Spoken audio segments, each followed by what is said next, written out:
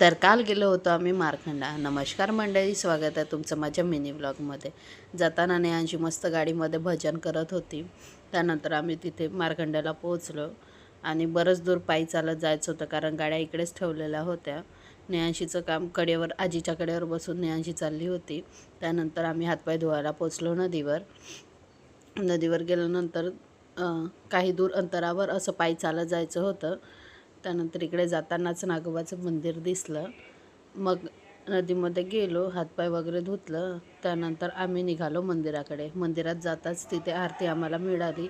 परत आतमध्ये जाऊन आम्ही दर्शन वगैरे घेतलं. त्यानंतर रिवर्समध्ये निघालो. परत आम्हाला थोडं फिरायचं होतं, त्यामुळे आम्ही इकडे फिरायला गेलो. लेकरांनी वगैरे खूप एन्जॉय केलं, गाडीवर वगैरे बसले. इकडे आकाश पाळणे वगैरे भरपूर लागलेले होते आणि जत्रा छान अशी भरलेली होती.